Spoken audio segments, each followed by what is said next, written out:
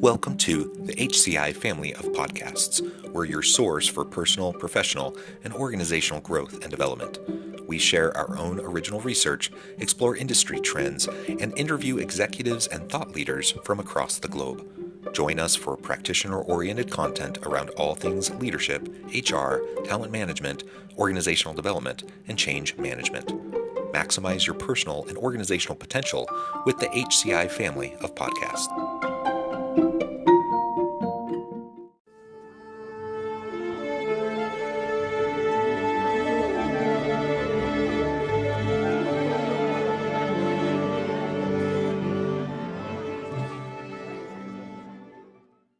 Bob Borcherdt, welcome to the conversation today.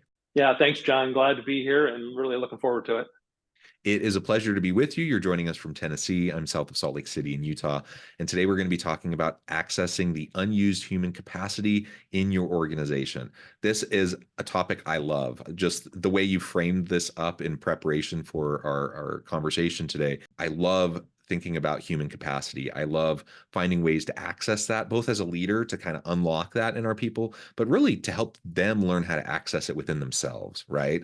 I'm a believer that you can't really motivate people. I mean, you can use carrots and sticks to try to get people to do what you want, but really motivation comes from within. And so you try to create the environment in which people can be their best selves and like you say in the framing for today, that they can really access their human capacity. So that's what we're going to explore together today. As we get started, I wanted to share Bob's bio with everybody.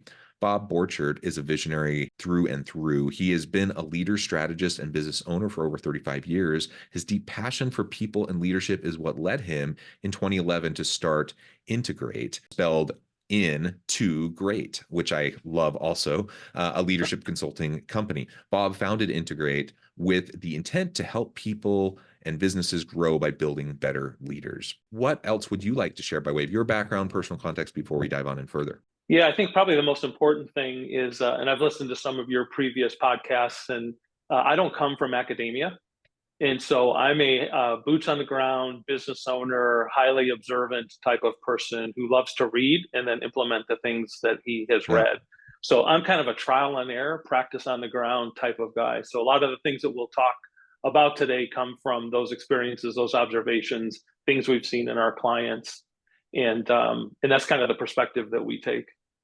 Yeah, well, that's awesome. And I like to highlight the importance of, you have like academic expertise and you have people who get degrees and they do research and whatever.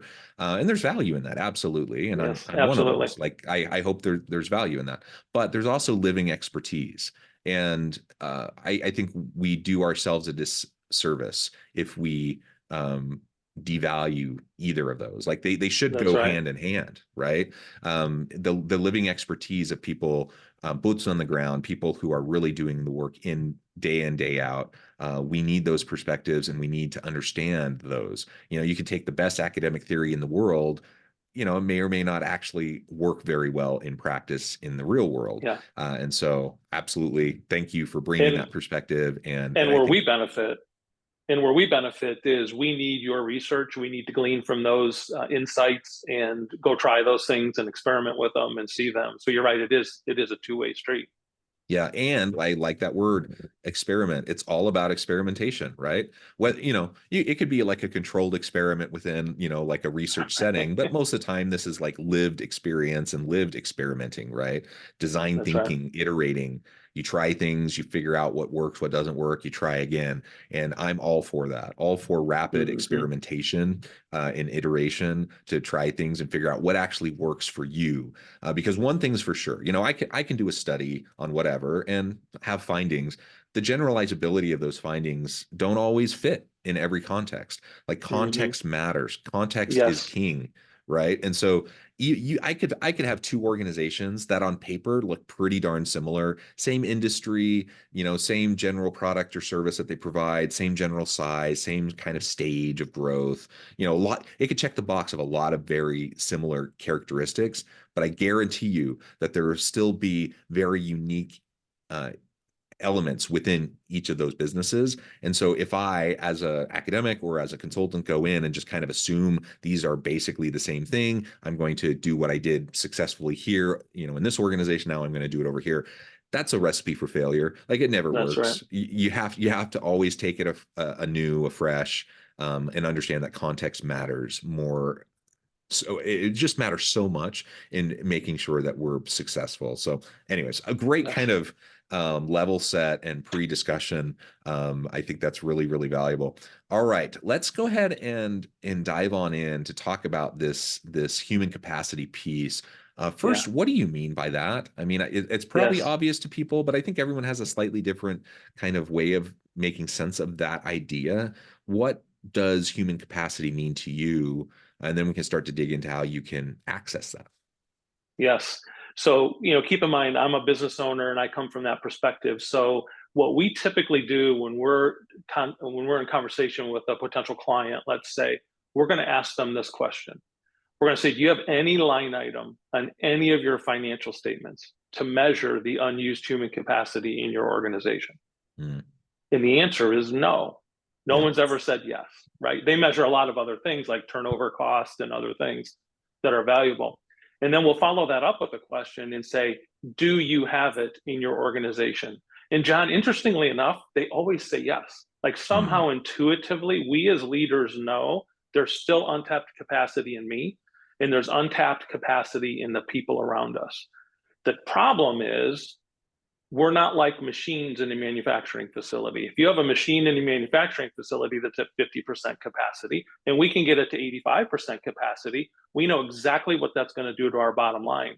The same right. thing is true with unused human capacity. If we can tap into that, don't you think that returns a greater profit to the business? Because there has to be an ROI on development initiatives, right?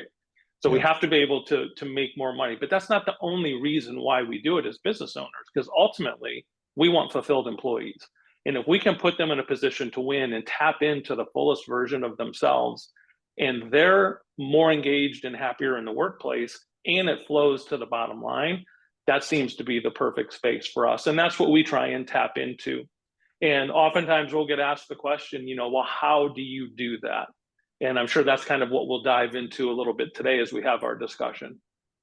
Yeah, absolutely. And you highlighted the importance, that ROI piece. So the bottom line Yes, business case of what you're trying to do, always important. If you can't articulate that, then you're not going to get buy-in from C-suite executives and other key stakeholders, right? So you need to exactly. absolutely hit those points. But there's the human case too, and it's not either or. That's the thing is No, sometimes it's not. I hear people make this like argument as though it's a fixed pie, and you can either only focus on bottom line or you can focus on people, and never the twain will meet.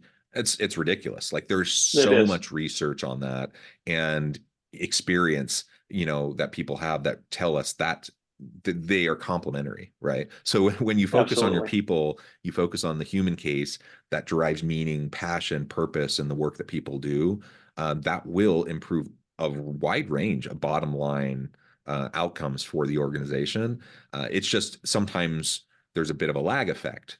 So That's right.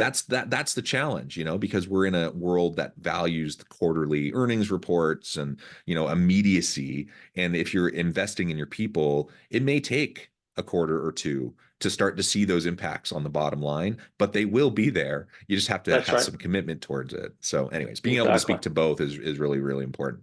Okay, And we see let's it as a both and. Yep. yeah, absolutely. A both and. Great way to put it.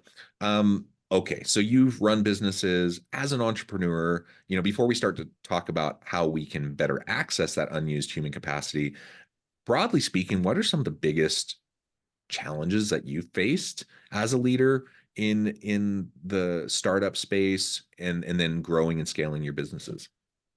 Yeah. I think a lot of people talk about, getting the right people and getting them in the right seats. Jim Collins kind of Yeah. coined that in Good to Great in 2001. Great principle. And I think what we've tried to do is get deeper underneath that to go, now, how do you really effectively do that? Because I think a lot of times our lack of performance as a person in an organization is because we're the right person. We're just in the wrong role. We're in the Right. wrong seat, or we have some wrong job function. And we use some data and analytics to help our clients do that. But that was one of the key things I think that we see is we're losing capacity in people because we're putting them in the wrong spots. Gallup recently, within the last year, released some research that says if you're causing people to adapt more than 20 hours a week in their job, you have them on the path of burnout. Okay, so think about that. We get somebody in a role, they're adapting in that role more than 20 hours a week, and they're on the path to burnout. Well, if you're on the path to burnout, you're not going to be at your best. I mean, that's just obvious, right? I think the other thing that we see, and it's the reason we chose the word clarity, there's a lot of confusion in most organizations. And even when I was just with a group of CEOs last week down in Charleston, and we talked about being clear. Are we really clear with our people? And you just give them a little pause, and they kind of look back at you and go, you know what? I think we are, but we're really not. We're operating with a lot of assumptions. We just have these expectations of people that we don't really communicate to them very effectively. And we believe the greatest source of frustration is an unmet expectation. Well, if those expectations aren't clear, and we're trying to run businesses and our people are trying to do their roles in our businesses, and there's a lack of clarity or confusion or noise in the system, think about how that erodes our performance and impacts that capacity. And then I think the third one for us is just this issue of employee disengagement. I don't have to tell you, I'm sure you track the same numbers that Gallup has been tracking for over 2 decades. It's just not changing. There's no noticeable improvement in that number. And I think what we've discovered is we're starting to ask the question, why is that? Because it's not like there haven't been attempts to increase employee disengagement. And Gallup will tell you it's somewhere between $1 trillion and $1.9 trillion in lost productivity. So you want to talk about unused human capacity and quantifying it? We can quantify it just with employee disengagement. Now, here's our theory. Our theory is we think the reason that we haven't been able to fix that issue is because we don't think leaders have really ever effectively been taught how to engage with somebody. Right? So imagine in our book, Leading to the One, Creating Cultures of Clarity where people are engaged, developed, and fulfilled, we have this picture of a river. And on one side of the river are 2 signs. One says understand, well, there's 3, hire, understand, and interact. Okay. On the other side of the river are 3 signs, engaged, developed, and fulfilled.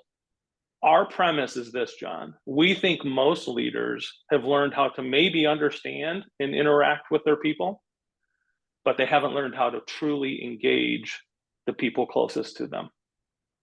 That's a very different thing, okay? And when you ask leaders this, it's incredible the response we get because they're really honest. They're like, now that you put it in those terms, yeah, I can understand and interact with people, but I don't think I really understand how to engage with them. So one of the bold statements we make is, what if we were to stop measuring employee engagement? And what if we actually started working on the root cause, which is training leaders how to really effectively engage with their people? Because we believe when that happens, that's where development takes place, is in that space. Yeah, so many great things that you shared there. To wind it back just a little bit, one of the first things you were saying that I think I completely agree with, and it's a huge problem. It's part of the disengagement piece, honestly, is that communication breakdown. So I do believe that most leaders have good intentions, and I do believe most leaders probably think that they're communicating well. they probably feel like it's clear in their heads, and they're in meetings all the time where they're discussing these things. So amongst themselves, they all get it, they all understand, and they think it's pretty clear. And they sent out, a policy update or an email, or they had an all hands meeting, and they discussed it. And so now they think their job is done. And I think people just forget, because they're in the weeds day in and day out, that they forget that the average person who's, let's say a frontline worker who's just doing the work at the company, right? They're interacting with customers, they're building things, they're whatever they're doing, that all hands meeting, that's like 1 hour out of like their month, like in one ear out the other. Like it might impact them some, but they'll forget it, or they'll move on, or their attention goes elsewhere. Like you just got to hit things over and over and over again. And that's something, and so you have to be really disciplined about that. And that's something that most leaders just don't do, regardless of whatever their good intentions might be. And I do believe they have generally good intentions. And so once you do that, it's no wonder that you have disconnect between expectations of leadership in the organization and then the actual lived experience of the workers, especially frontline workers who are doing the work of the organization, who are just trying to figure out how to be effective and productive and meet the needs and resolve issues and challenges and problems in real time.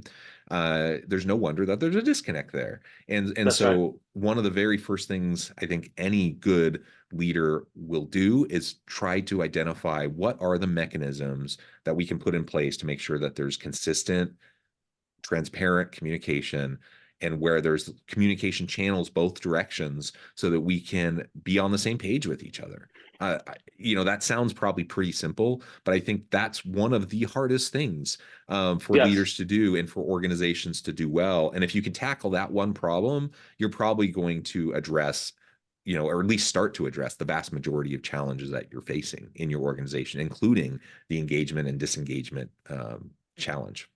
that's right. Well, we often say just because something's common sense doesn't make it common practice, right? Right. And so you're right. We're not talking about rocket science here. A lot of this is common sense stuff. And, we even find you mentioned communication, there's four primary styles of communication that we as human beings speak in. And when we're communicating in our predominant default language, that's great. But if we're in a room full of people and we're only ever in that language and we don't know how to speak the other three, we may only be speaking to a fourth of the room.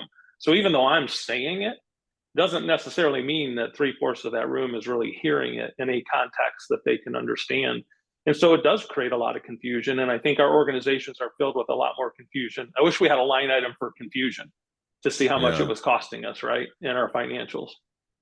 Just a little example. This is a personal example just from yesterday for myself. And it speaks to the communication style issue that you were just talking about, but also Mm-hmm. like human beings are complex and the way we make sense of information is complex. Yes. And so yesterday, something was communicated to me that I felt was directly contradictory to what I had heard previously. And so I was pushing back on it a little bit, and I was having this back and forth dialogue. And the two people that I was communicating with, in their minds, it was crystal clear, and I was just confused and Yeah. mistaken or misinformed. I'm like, well, no, like I was explicitly told this not that long ago. And there's like, so this disconnect, right? They're like, no, you're just basically dumb. You didn't like get it. You misunderstood. um that's kind of their perspective. They didn't say those words, they were more diplomatic than Yeah. that, but clearly that's kind of what they were thinking. And from my standpoint, I'm thinking my initial reaction is, you're gaslighting me. Like, no, that's not what you told me. We did something totally different. Now, are they actually intentionally trying to be dishonest with me and gaslight me? Probably not. Am I Right. stupid? I don't think so. So where's the breakdown? What's the problem? And Yeah. I was thinking about it after work last night. I was just like, what happened here? Like, what was the breakdown? And from their perspective, they had been consistent. From my perspective, things had changed like a 180. And I realized that I think we were both right and we were both wrong. And Mm-hmm. part of it was my expectation that was built upon like some very early communications that subtly had shifted for them over time, but not for me. And so when they Mm-hmm. moved and when they ended up moving in a different direction, in their minds, that was completely consistent with some of those previous subtle moves, where my mind was still stuck on some of what I thought were kind of the hard and fast things that were discussed initially. Right. So in Yes. their minds, they're thinking, no, this is clearly what we'd said we were doing. And in my mind, it's a huge divergence from what we were doing. Were we both wrong? Yeah, probably. Were we both right? Mm-hmm. To some extent, but basically it broke down the conversation until someone has to like say, okay, let's just make sure now we're on the same page. Now we can understand each other so that we can move forward in a productive manner and not get caught up in who's right, who's wrong, hurt feelings, pointing Yeah. fingers, whatever, right? And it was a small little thing. It wasn't a huge deal. It was a relatively small thing, but it was something that irked them. It irked me, and it had the potential of derailing something. And it was completely unnecessary. So Yeah. that's my point, is like the style difference that was probably partially at play in that situation, but also just like my assumptions built upon very early conversations and then not being privy to some of the subtle changes that they were making, caused this divergence. in our Yes. understanding. And those types of little things happen all the time All the time. All within the time. organizations, and it becomes frustrating. It becomes Yes. demoralizing. And so I don't have like a magic wand to like wave those things away. They're probably always going to happen, but the more intentional you try to be and the more consistent you try to be in your communications, you'll probably mitigate that and you'll reduce the frequency of those types of things happening. And then when they do happen, people can in good faith resolve them and move forward That's from them right. without getting upset or starting, moving into like calling people names or like anything like that. And I will say, Yeah. yesterday, there was no name calling. There was nothing like that. It was probably fairly clear on both sides that, but we both thought we were right. We thought the other was wrong. Very quickly, that can devolve into incredibly unproductive behaviors, and hurt relationships, hurt trust. So, when you talk about this disengagement epidemic, these subtle things, these small, relatively small things Yeah. in the aggregate is really what creates those types of dynamics that becomes really Absolutely. potentially negative for people. Well, at the beginning of our conversation, you mentioned the word context, right? And so I really enjoyed the podcast with Dr. Carrie Graham, and you guys were talking about the difference between child learning and adult learning, right? And so we as adults have all these experiences. We've developed all these mental models, these mental maps in our head, right?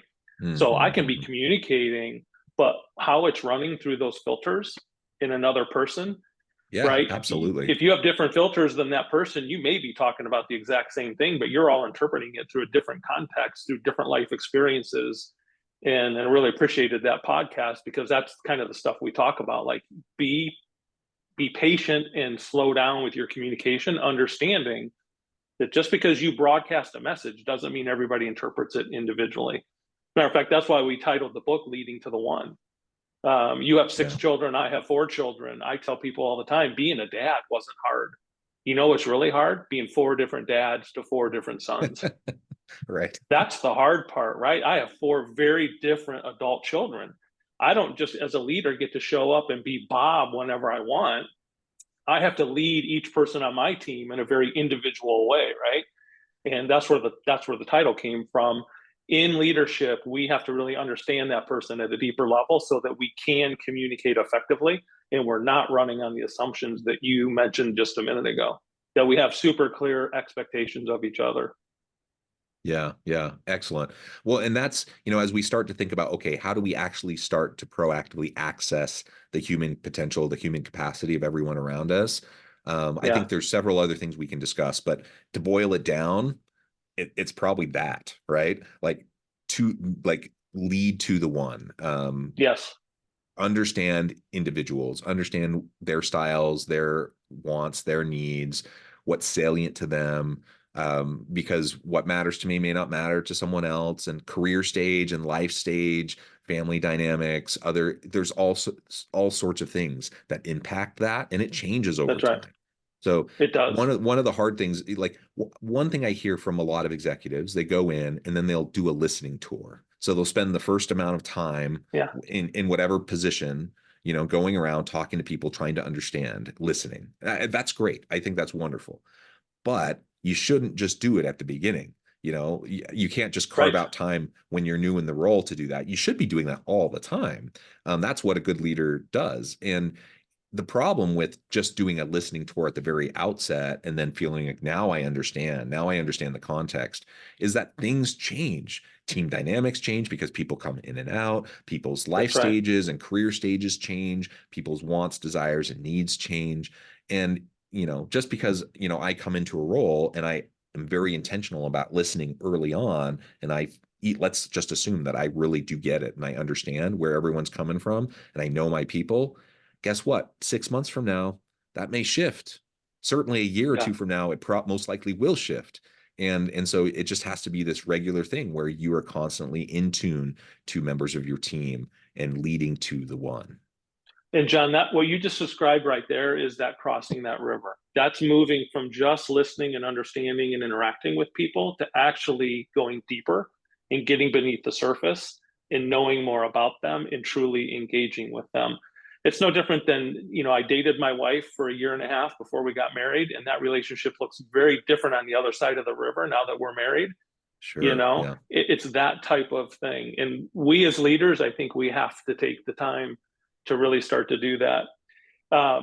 In the book, we talk about a number of the ways that people can actually do this. And if people are interested in buying it, I'll tell them at the end kind of how they can do that. But when we implement with our clients, we kind of walk them through 5 different steps. And I want to get to one of those because it's exactly what you're talking about. So we ask them to start to really think about, how do they reestablish their priorities? How do they revitalize their cultures? How do we re-engage humanity? How do we rethink development? And really, how do we redefine success? And we have found too that most organizations that have any size to them, where there's maybe 10 to 20 high-level leaders in an organization, they don't have one culture. They have what we call microcultures, because the culture is set by a leader, right? Yeah. But you might be familiar with Erwin McManus. He was on a podcast recently, and he said this, and I'll read this. He said, "We have turned leadership into a domain of knowledge without ever paying attention to what it means to be human. If you are a leader, your expertise should not be in leadership. Your expertise should be in humanity." That's kind of what we're talking about, right? Like, how do I really understand this human, how this person operates, how they work, how they communicate, how they're understanding things, what have their life experiences been? When we can get over to that part, I think we're actually going to have the opportunity to really do some development with people and see the engagement stuff change. It's a big ask of leaders. I get it. We're asking a lot from people who are really, truly busy, but we believe this. We believe the leader's primary role in their organization is the health and well-being of themselves and their people.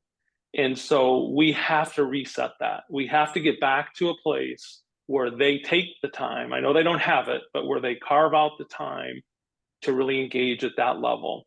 And so when we talk about development, we talk about 4 things. So this is maybe what makes us a little bit unique in our approach to development.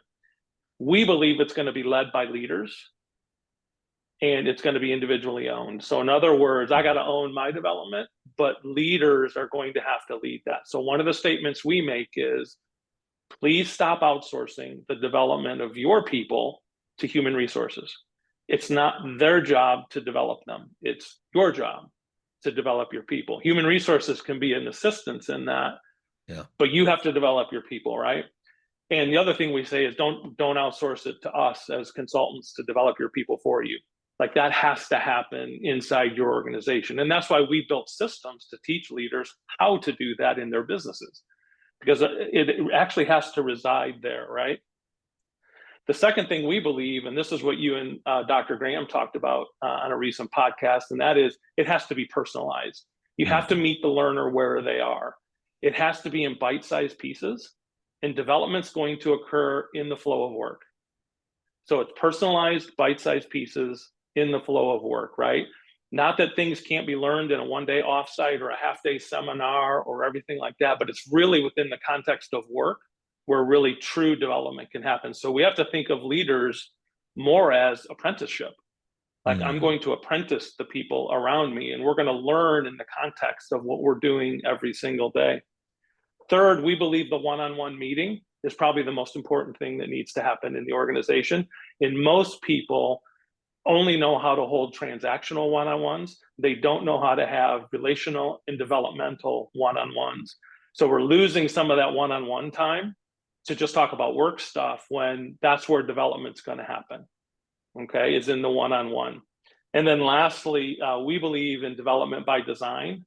So in other words, my job isn't to turn you into me, and it isn't to turn you into what I need you to do in that role. My job is actually to develop you, John, into who John was designed to be as a leader. But if I don't know John, how do I do that? And so that's the approach we take in the development space.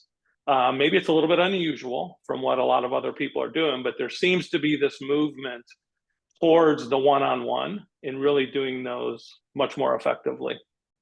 Well, Bob, I love everything you just said.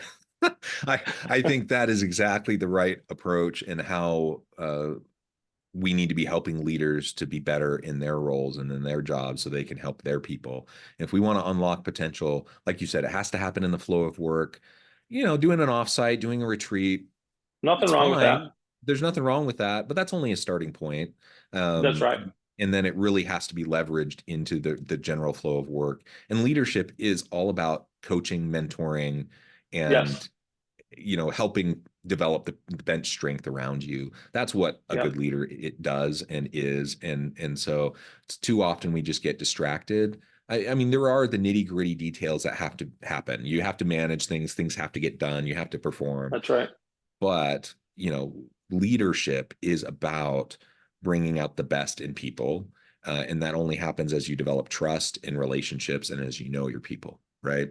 That's right. And that's hard because it takes time, it takes consistency, it takes authenticity, all of those things. It's not rocket science, but it's hard, but that's the work of leadership. Well, Yes. Bob, this has just been a fantastic conversation. I note the time and I need to let you go here in a minute, but before we wrap up, I Yep. wanted to give you a chance to share with the audience how they can connect with you, find out more about your work, your team, where they can find the book, and then give us a final word on the topic for today.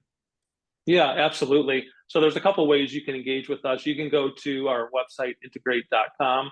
That's IN, the number 2, and then the word great, GREAT.com.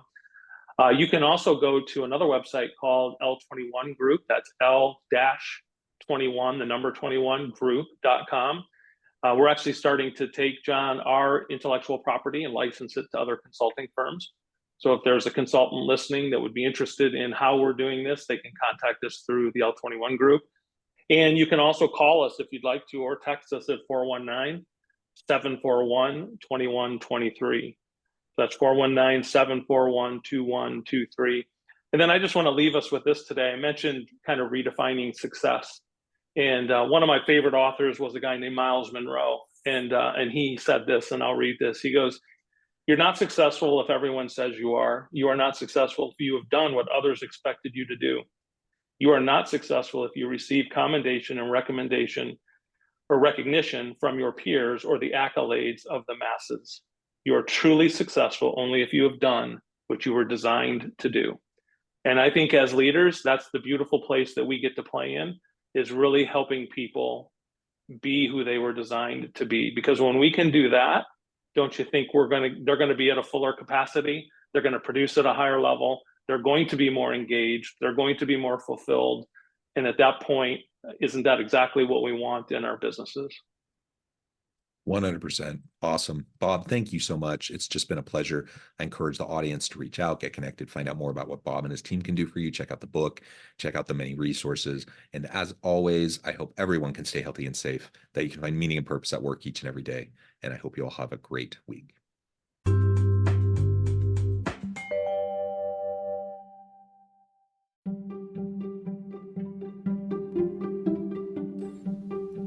Thanks for joining us for this episode of the podcast. We hope you stay healthy and safe, and please join us again soon.